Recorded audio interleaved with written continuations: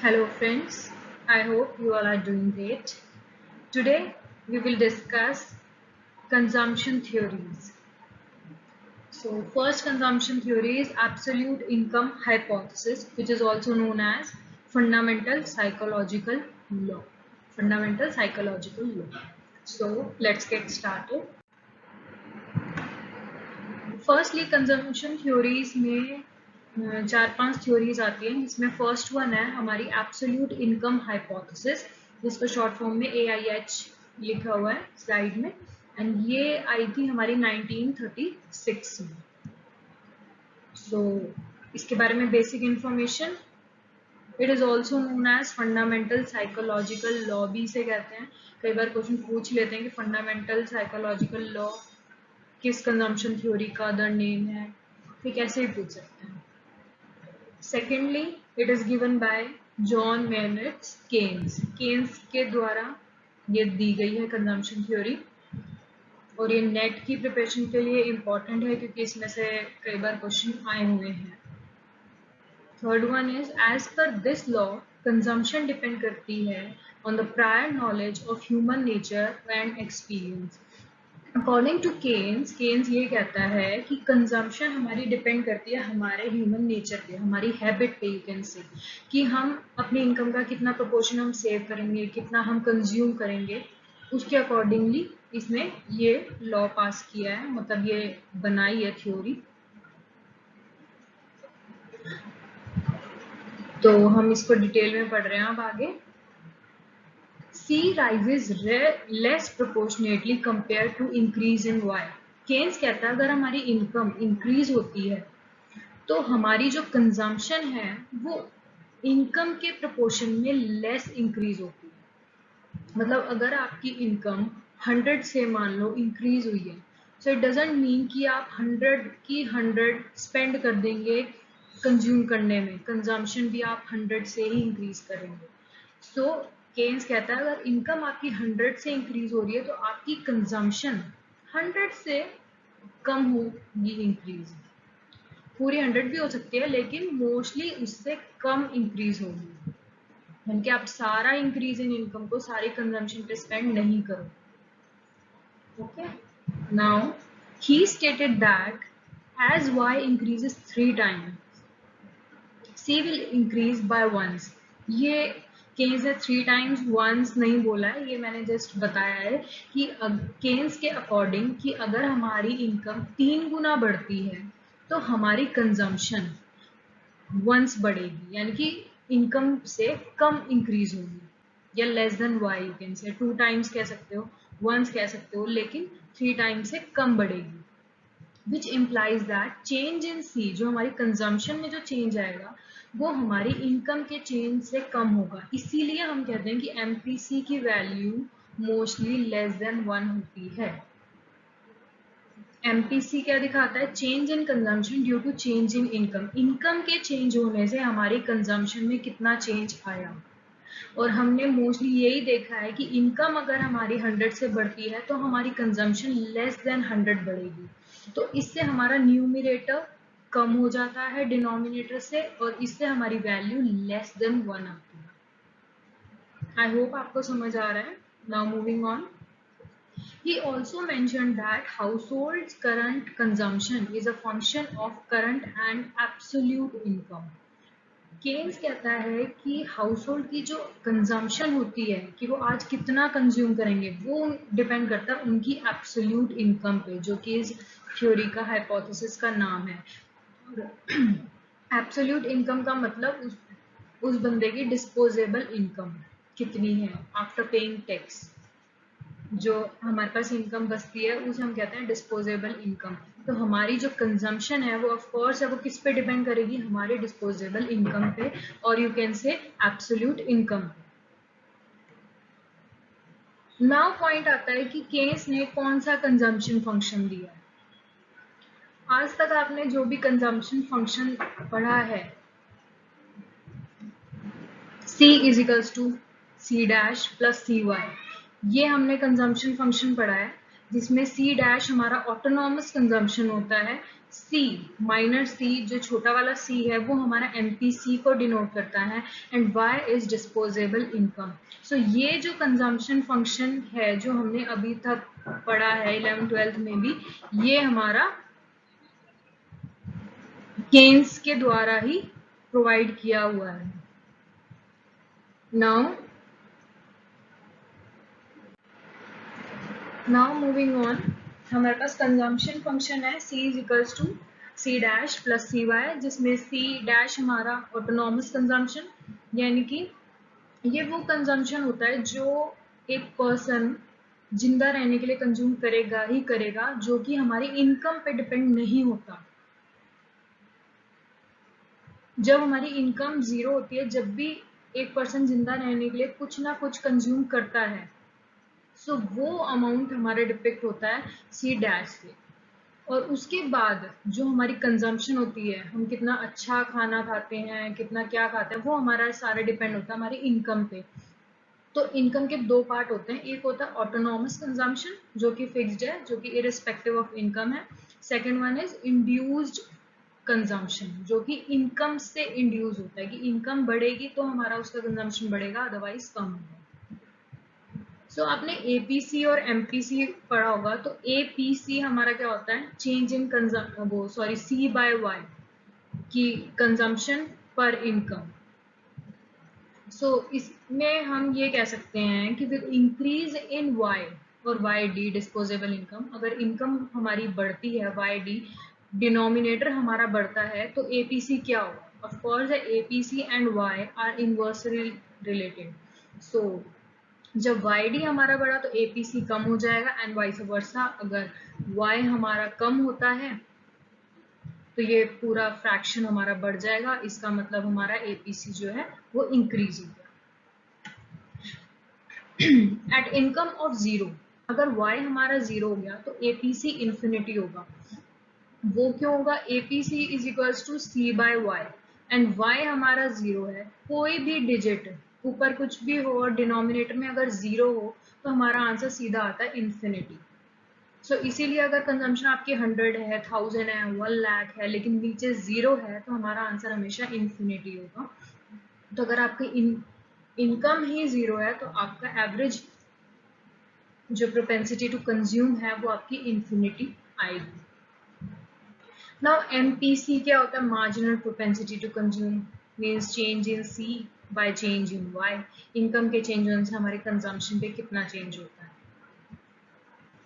MPC remains constant at all levels of YD. MPC हमारा same रहता है चाहे इनकम कुछ भी हो। क्यों? क्योंकि MPC क्या हुआ? MPC को हम कैसे निकालते हैं? MPC is equals to delta C by delta Y, यानी कंजम्पशन फंक्शन का अगर हम with respect to Y differentiate करते हैं तो हमें क्या मिलेगा? इसका डिफ्रेंशिएट y के रिस्पेक्ट में जीरो होगा क्योंकि इंडिपेंडेंट है y के, बट ये डिपेंड करता है, तो y cy का डेरिवेटिव होगा स्मॉल c, और ये स्मॉल c है आपका MPC। ओके, तो MPC हमारा सेम रहेगा चाहे इनकम कुछ भी हो। Secondly, MPC is less than APC। ये वो पॉइंट है जो कि केन्स ने बोले हैं। अकॉर्डिंग टू केन्स के अकॉर्डिंग MPC हमारा कांस्टेंट रहेगा at all level of YD। MPC APC से लेस होगा। Value of MPC lie between 0 and 1, and fourth one is MPC is the slope of consumption function का slope MPC है। MPC की value 0 से 1 के बीच में होती है। MPC is less than APC।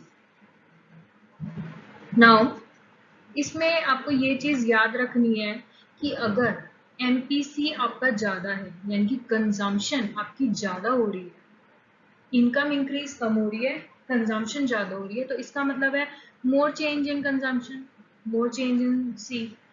It means steeper consumption curve. या आपको मैं शो कर देती हूँ कैसे होगा। मान लो ये हमारे एक्सेस हैं, ये y एक्सेस, यहाँ पे कंजम्पशन है। अगर इनकम चेंज हुई है, मान लो यहाँ से डबल हो गई, यहाँ पे 1 की, अब इनकम हमारी 2, बट कंजम्पशन हमारी 1 से 3 हो गई मान लो। तो ये पॉइंट कहीं ना कहीं हुआ, तो ये हमारा स्टीपर कर्व, ये स्टीपर होगा। वहीं अगर 1 से 2 इनकम इंक्रीज हुई है, लेकिन हमारा कंजम्पशन 1 से 1.5 गया है, then you can see कि कर्व हमारा फ्लैटर। सो लोअर एमपीसी, जब एमपीसी हमारा कम होगा इसका मतलब है सी हमारा कम इंक्रीज हो रहा है। कम इंक्रीज जब हम करेंगे तो हम देखेंगे कि फ्लैटर कंजम्पशन कर्व आ रहा है। जब एमपीसी हमारा ज्यादा होगा तो हमारा स्टीपर कर्व आ रहा है। आई होप आपको समझ आ रहा है। अगर आपको नहीं आए कुछ भी पॉइंट समझ तो use comment section, I will answer for sure. Now moving on. Properties of consumption function given by Keynes. First one is real consumption spending is positive. According to Keynes, consumption तो हम करेंगे इसलिए हमेशा positive रहेगी।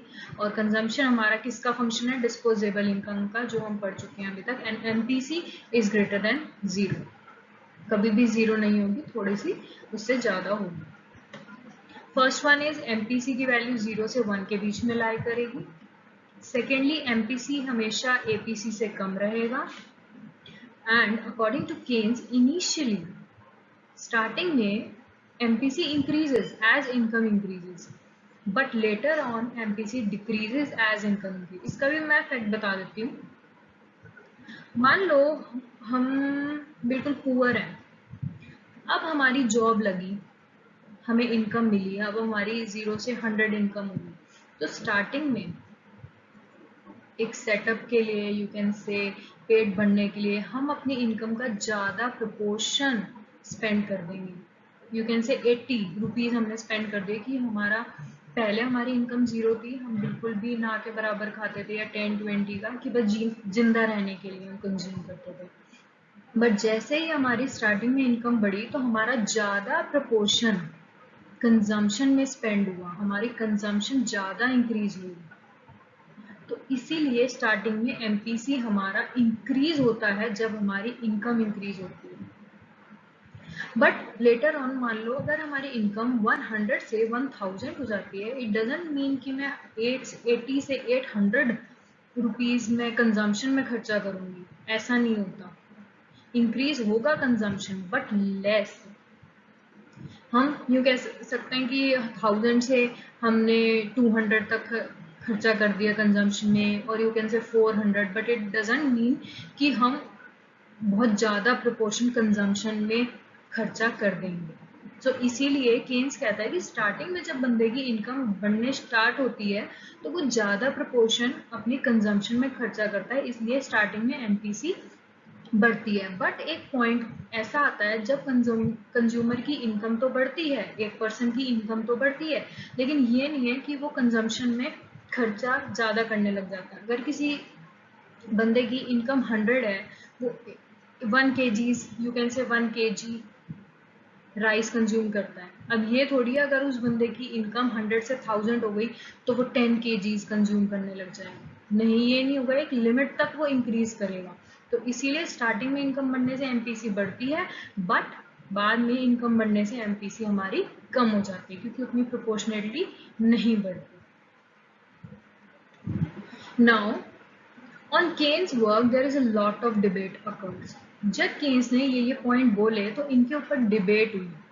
Of course कोई भी कोई theory देता है तो उसके क्रिटिसिज्म होते हैं, सारे अपना पॉइंट बताते हैं, पॉइंट ऑफ व्यू कि नहीं ऐसा नहीं है, या प्रूफ के साथ शो करते हैं कि ये चीज़ गलत है, ये चीज़ सही है। तो ऐसे ही केन्स के वर्क में दो बहुत मेन जो थे क्रिटिसिज्म आए। फर्स्ट वन आया फॉलोअर्स ऑफ केन्स, जो केन्स के खुद के स्टूडेंट्स थे। या फॉलो करते थे उसके, उन्हें हम कहते हैं केन्शियन। उन्होंने मेंशन किया कि वैल्यू ऑफ एमपीसी 0 के 1 के बीच में लाई नहीं करती, बल्कि वो फिक्स होती है। एंड सेकेंडली एमपीसी और एपीसी दोनों इक्वल होते हैं, ना कि MPC is less than APC, ये उसके फॉलोअर्स ने कहा। और इसके साथ साथ एक और क्रिटिसिज्म आया जो कुजनेट ने बोला, साइमन कुजनेट ने, उसने भी रिफ्यूट करा केन्स को, और उसने कहा एमपीसी फिक्स होती है एंड एमपीसी एपीसी इक्वल होते हैं। And third one is consumption is a function of income and there is no autonomous consumption नहीं होता है, उन्होंने ये कहा। अब थोड़ी सी डिटेल में कि तीनों में क्या डिफरेंस है, किसने क्या बोला, ये आपको पता होना चाहिए, क्योंकि पेपर में इसके क्रिटिसिज्म कौन से थे, उन्होंने क्या बोला, केन्स ने क्या बोला, ये आपको क्रिस्टल क्लियर होने चाहिए, क्योंकि कहीं से भी क्वेश्चन आ सकता है। सो मूविंग ऑन, सबसे पहले हाँ ड्रॉबैक्स में यही आ जाएंगे, किसने क्या बोला। केन्स की थ्योरी ड्रॉबैक ये है एब्सोल्यूट इनकम हाइपोथेसिस की, कि केन्स की जो थ्योरी है is not based on empirical data. Keynes ने कोई एम्पेरिकल डाटा से शो नहीं किया कि स्टार्टिंग में इनकम बढ़ती है तो कंजम्पशन बढ़ती है, एमपीसी बढ़ती है, but later on MPC decrease होती है। ये जो थ्योरी है केन्स की, ये इंट्रोस्पेक्टिव है। उसको जो लगा, केन्स को जो लगा कि हाँ भाई स्टार्टिंग में इनकम बढ़ेगी तो कंजम्पशन कम से बढ़ेगी, कंजम्पशन ज़्यादा बढ़ेगी, तो स्टार्टिंग में जब इनकम बढ़ी तो हमारी एमपीसी इंक्रीज होता है, बट लेटर ऑन जब हमारी इनकम बढ़ती रहती है कॉन्टिन्यूसली तो हमारा एमपीसी फॉल हो जाता है। ये वो था जो केन्स को लगा और उन्होंने बोल दिया। कोई इसके ऊपर एविडेंस नहीं दिया, एम्पेरिकल डाटा नहीं दिया, ये इसका सबसे बड़ा ड्रॉबैक। सेकेंडली साइमन कुजनेट आए जिन्होंने रिफ्यूट करा केन्स को।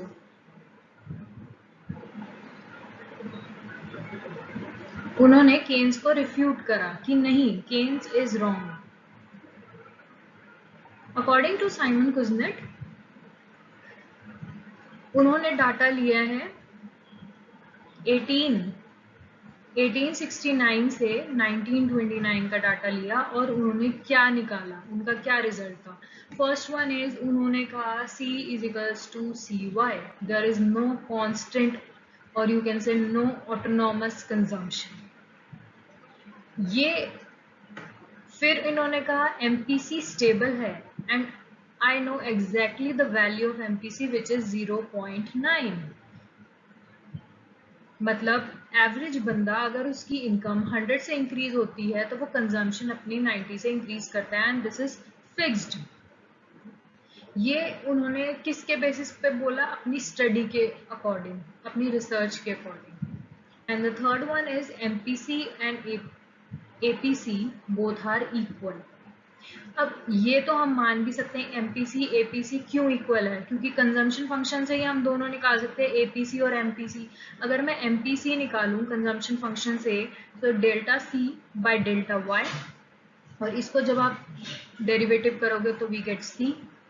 एंड अगर मैं APC की बात करूं, APC होता है C अपॉन Y, यहाँ पे C क्या है, स्मॉल c एंड y, नीचे y, ये आ गया हमारा C, यानी कि ये दोनों इक्वल है। ये इस फंक्शन से निकल रहा है हमारा कि MPC and APC both are equal. When C is equal to CY then it means APC भी हमारा C आ गया, मैंने आपको दिखाया करके, एंड MPC भी हमारा C आ गया। मतलब कुजनेट के अकॉर्डिंग C हमारा CY होता है, MPC फिक्स्ड होता है वो भी 0.9 पे, और MPC APC यानी कि दोनों हमारे 0.9 होते हैं। ये पॉइंट्स हैं जो आपको माइंड में रखने हैं। नाउ मूविंग ऑन, तीनों का मैं आपको बता देती हूँ क्या डिफरेंस है, किसने क्या बोला। फर्स्ट वन आते हैं केन्स। इन्होंने कहा initially as income increases MPC increases, but later on increase in income will decrease MPC। मैंने आपको स्टार्टिंग में समझा दिया ये चीज। फिर आए केन्शियन, ये है हमारे फॉलोअर्स ऑफ केन्स। इन्होंने कहा MPC कांस्टेंट होता है, इंक्रीज डिक्रीज नहीं करता, ये कांस्टेंट है। थर्ड वन आए कुजनेट, इन्होंने कहा MPC कांस्टेंट होता है, इन्होंने वैल्यू भी बता दी जो कि है 0.9। फिर केन्स ने कहा एमपीसी हमारा एपीसी से कम होता है। केन्स ने कहा नहीं, इक्वल होते हैं दोनों। कुजनेट ने कहा हाँ इक्वल होते हैं, you are right, and value 0.9 है दोनों की। थर्ड वन, केन्स ने कहा consumption is a sum of autonomous और induced consumption C dash plus C Y. Keynes ने कहा हाँ ठीक है, हमारा कंजम्पशन यही आ रहा है। केन्स और केन्शियन की कंजम्पशन फंक्शन दोनों का सेम है, बट कुजनेट ने ऑटोनॉमस कंजम्पशन को हटा दिया, उसने कहा C is equals to C Y होता है। नाउ फोर्थ वन, केन्स और कुजनेट दोनों ही सही हैं। आपको ये पता होना चाहिए केन्स अपनी जगह सही है, कुजनेट अपनी जगह सही है। क्यों? केन्स हमेशा शॉर्ट रन की बात करता है, एंड शॉर्ट रन में ऑटोनॉमस कंजम्पशन भी आती है और इंड्यूस्ड कंजम्पशन भी आती है। लेकिन जब कुजनेट ने अपनी रिसर्च करी तो उसने बहुत सारे ईयर्स का डाटा लिया, इसीलिए ये सही है क्योंकि ये हमेशा लॉन्ग रन की बात है। आई थिंक आपको कॉन्सेप्ट क्लियर हो रहे होंगे कि मैं क्या समझाना चाहती हूँ कि डिबेट तो हुई केन्स के वर्क पे। केन्शियन ने कई कई चीजों पे कहा कि नहीं एमपीसी कांस्टेंट होता है, दोनों इक्वल होते हैं। फिर कुजनेट ने भी कहा कि इक्वल होते हैं, कांस्टेंट होता है और कोई ऑटोनॉमस वेरिएबल नहीं होता। बट कुजनेट भी ठीक है, केन्स भी ठीक है। क्यों ठीक है? क्योंकि ये शॉर्ट रन के बारे में बात करता है और ये लॉन्ग रन में। लॉन्ग रन में सारे फैक्टर्स वेरिएबल होते हैं, शॉर्ट रन में कुछ फिक्स्ड भी होता है। Okay, now moving on.